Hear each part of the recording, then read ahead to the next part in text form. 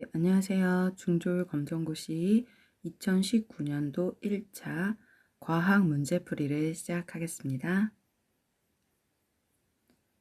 1번 그림과 같이 한 물체에 두 힘이 오른쪽으로 나란히 작용할 때 두 힘의 합력은 합친 힘은 얼마입니까? 이렇게 물어보는 것 같아요. 합력. 네.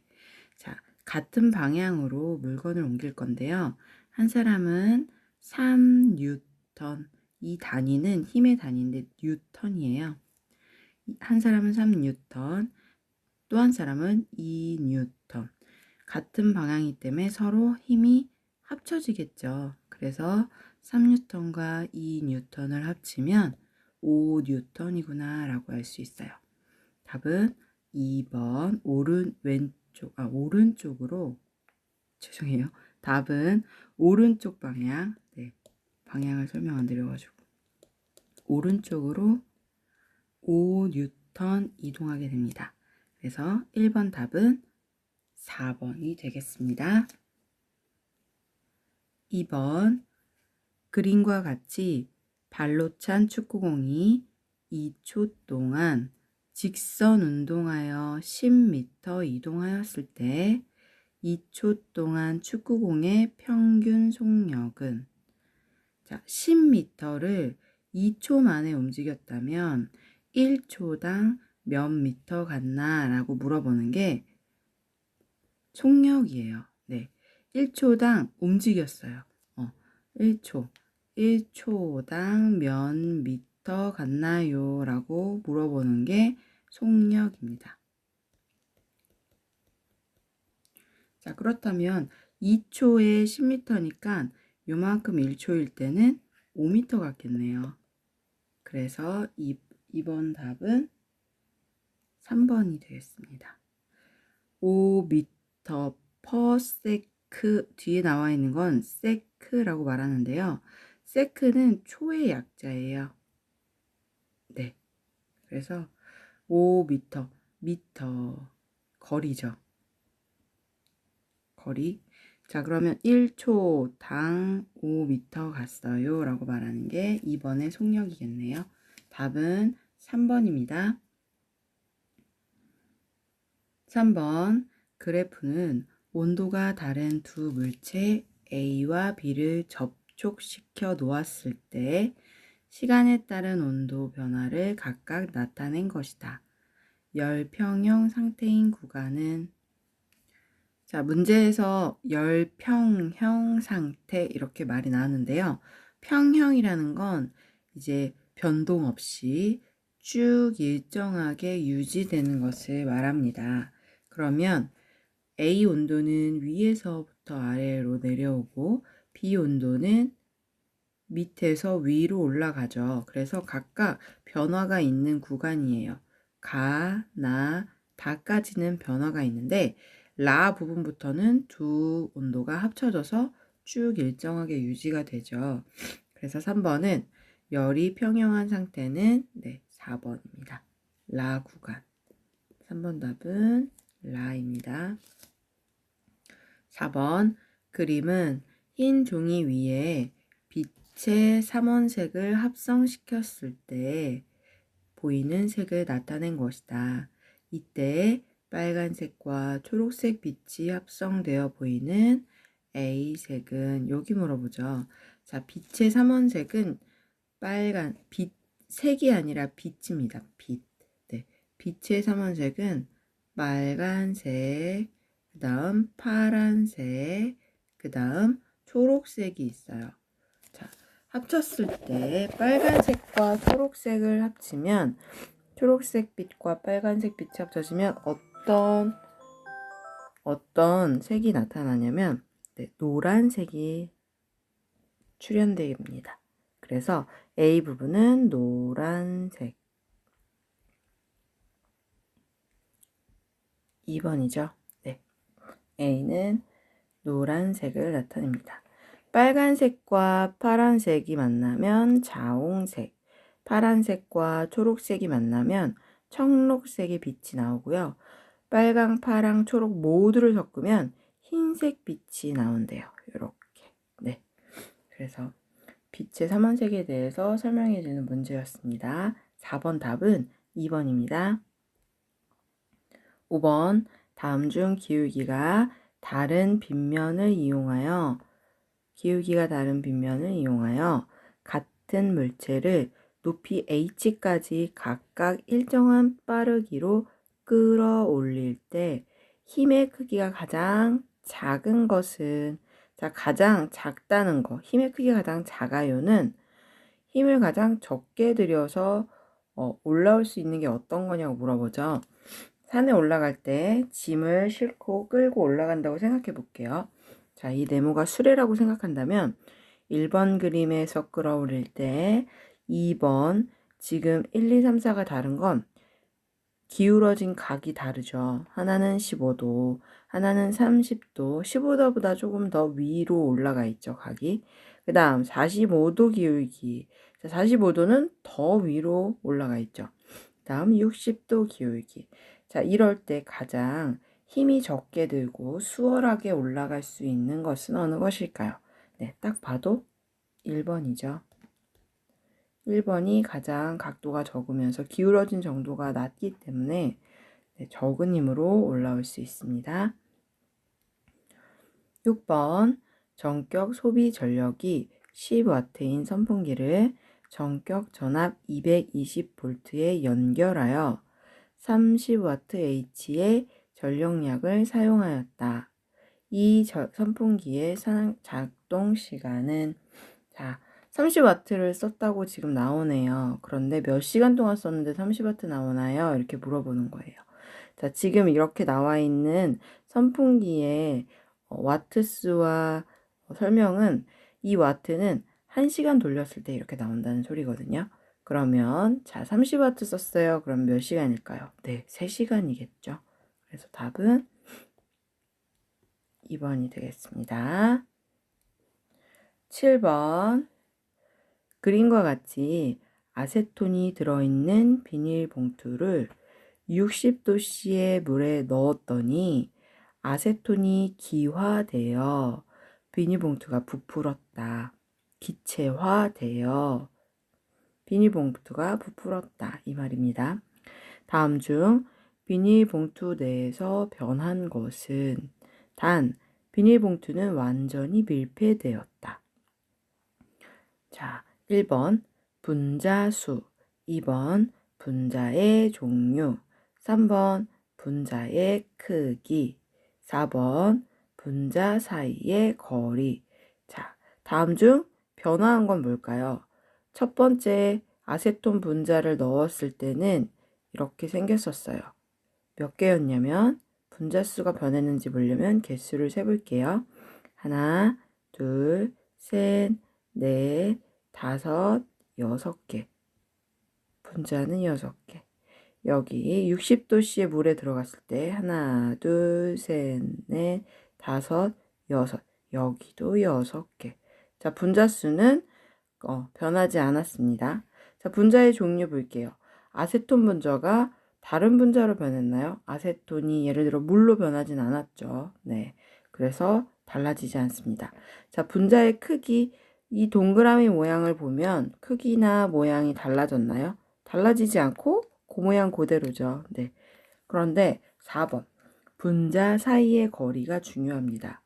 자, 처음에 온도를 가하지 않았을 때는 분자 사이의 거리가 이렇게 좁아요. 움직임이 없기 때문에. 그런데 열이 가해지면서 공기 안에 열이 전달되면서 아세톤은 쉽게 기체화, 날아가는 성질이 있어요.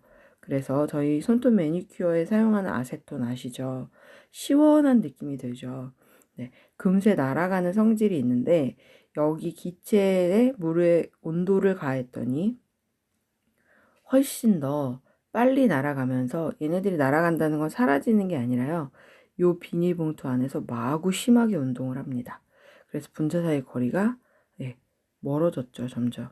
이거는 운동성이 활발해져서 그런 거예요. 그래서 7번 답은 분자 사이의 거리가 변했다. 이렇게 보시면 됩니다. 8번 다음 중 순물질인 것은, 순물질은 어느 것인가 볼게요. 자, 순물질은 순수한 물질입니다. 1번 소금물, 2번 흙탕물, 3번 알루미늄, 4번 오렌지 주스. 자, 어떤 게 순물질일까요?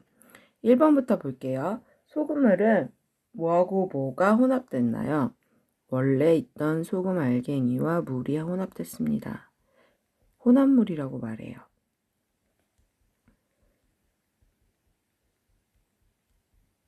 그리고 2번에 흙탕물. 흙탕물 역시 흙이랑 물이랑 합쳐진 거죠. 3번 알루미늄. 알루미늄은 자기의 기본적인 이름이에요. 성분 이름. 네. 그래서 순물질은 알루미늄 성분이 들어갔습니다. 이렇게 말할 수 있거든요. 알루미늄 자체가 순물질입니다. 4번 오렌지 주스. 오렌지 주스는 가라앉는 눈에 보이는 가라앉는 물체가 있죠. 안에서 그것을 고형물이라고 하거든요. 네, 오렌지 주스는 고형물을 포함하고 있기 때문에 혼합물입니다. 네, 그래서 8번은 3번 알루미늄입니다. 9번 그래프는 구리와 산소가 반응하여 산화구리가 생성될 때 구리와 산화구리2의 질량 관계를 나타낸 것이다. 4g의 구리가 모두 반응하였을 때 반응한 산소의 질량은, 자, 산화구리 질량 이렇게 나와 있고요. 구리의 질량 이렇게 나와 있는데, 자, 4g을 넣었더니 5g이 반응이 되었대요. 여기서 누가 누구하고 만나서 무엇이 됐냐? 구리와 산소가 만나서 산화구리가 됐어요. 구리와 지금 산소만 그래프에 안 나와 있고 산소를 만나서 산화구리가 됐어요. 이렇게 나오죠. 자, 그래서 구리와 산소가 만나서 산화구리가 됐어요. 이렇게 표현을 할 수 있어요. 자, 그런데 여기서 구리가 4g 들어갔고 산소가 얼마인지 모르지만 산화구리는 5g이 됐어요. 자, 산소 얼마큼 가지고 온 걸까요? 네, 1g이죠. 4 더하기 1은 5 해서 이렇게 표현하시면 됩니다. 9번 답은 1번입니다. 10번 다음은 황산구리가 물에 녹아 이온화되는 과정을 나타낸 것이다. 황산구리가 물에 녹아서 이온화됐대요. 기억에 해당하는 이온은, 자, 황산구리가 어디에 녹았냐면 물에 녹아 이렇게 만들어졌대요. 그래서 기억에 뭐 들어가냐고 물어보는데 분자식이 나올 때는 분자식만 쪼개면 되거든요. 그래서 여기 보이는 SO4E 빼기 E 마이너스가 황산입니다. 얘가 여기로 왔죠. 그럼 기억에 누가 들어갈까요? 네, 구리가 들어가겠죠. 그래서 10번에는 구리를 찾으시면 되는데 그대로 CU가 들어가 있는 친구를 찾으시면 돼요.